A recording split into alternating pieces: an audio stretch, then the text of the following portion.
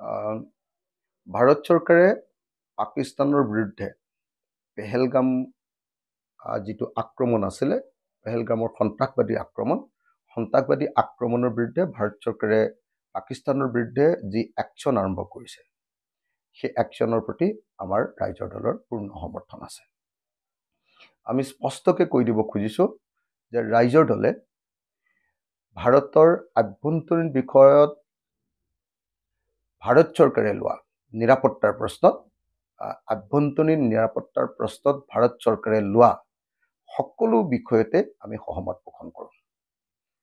তো যিহেতু এইটো এটা একদম ভাৰতৰ আভ্যন্তৰীণ নিৰাপত্তাৰ প্ৰশ্ন, জাতীয় নিৰাপত্তাৰ প্ৰশ্ন, তো সেইকাৰণে কেন্দ্ৰীয় চৰকাৰে যি একশ্যন লৈছে, কেন্দ্ৰীয় চৰকাৰে যি আক্ৰমণ কৰিছে, কেন্দ্ৰীয় চৰকাৰে যি পাকিস্তানৰ বিৰুদ্ধে যি ব্যৱস্থা গ্ৰহণ কৰিছে, তাৰ প্ৰতি আমি পূৰ্ণ সমৰ্থন জনাইছোঁ।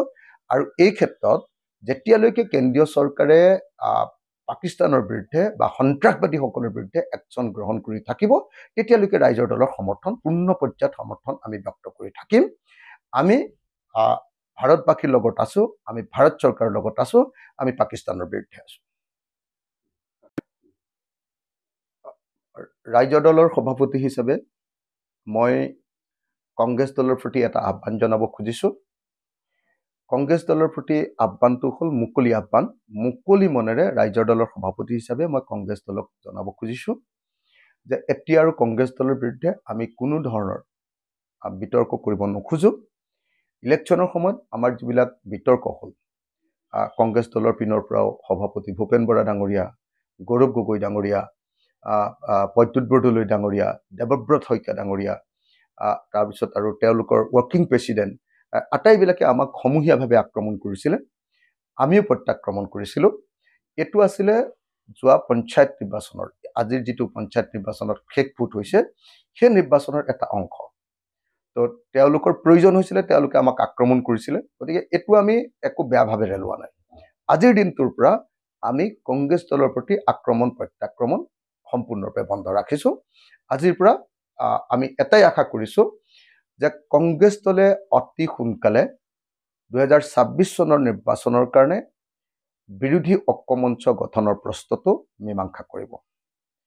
আমি ৰাইজৰ দলে অহা 30 মে তাৰিখলৈকে অপেক্ষা কৰিম যাতে কংগ্ৰেছ দলে মিত্ৰতা সন্দৰ্ভত এটা স্থিৰ সিদ্ধান্ত গ্ৰহণ কৰে।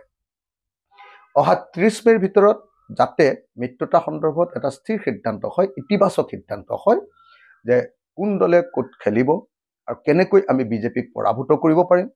সাম্প্ৰদায়িক, ফেচিবাদী, দেশ বিক্ৰী কৰা বিজেপিক আৰু দেশৰ বস্তুৰ মূল্য বৃদ্ধিৰে সমগ্ৰ ভাৰতবাসীক একদম শেষ কৰি দিয়া বিজেপিক আমি কেনেকৈ শেষ কৰিব পাৰিম, আৰু দেশৰ ব্যৱসায় বাণিজ্য সম্পূৰ্ণৰূপে শেষ কৰি দিয়া বিজেপিক আমি কেনেকৈ মানে এইবাৰ শাসনৰ পৰা খেদিব পাৰিম, সেই সম্পৰ্কে আমি স্থিৰ সিদ্ধান্তত উপনীত হ'ব লাগে।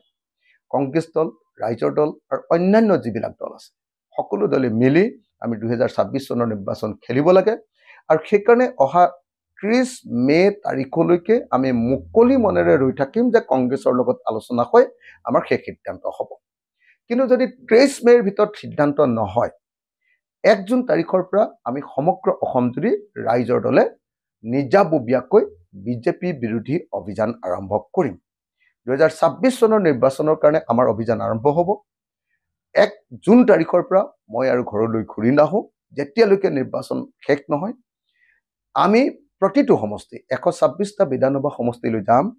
126টা বিধানসভা সমষ্টিৰ ৰাইজক লগ ধৰিম। 126টা বিধানসভা সমষ্টিৰ ৰাইজক বিজেপি দলৰ দেশ বিৰোধী, জাতি বিৰোধী, জনগণ বিৰোধী যিবিলাক কাম কাজ সেই সম্পৰ্কে সচেতন কৰিম আৰু আমি নিৰ্বাচনৰ কাৰণে ৰাইজক প্ৰস্তুত কৰিম। আমি আশা কৰোঁ যে কংগ্ৰেছ দলে 30 মেৰ ভিতৰত সিদ্ধান্ত ল'ব। নহ'লে কংগ্ৰেছ দলৰ যিটো পৰম্পৰাগত যিটো দস্তুৰ, তেওঁলোকে কি কৰে যে নমিনেশ্যন ফাইল কৰাৰ আগদিনা বা দুদিনৰ আগত কেণ্ডিডেট ঠিক কৰে। সেইটো কৰিবলৈ হ'লে বিজেপিৰ নিচিনা এটা প্ৰফেশ্যনেল দলক পৰাজিত কৰাটো অসম্ভৱ।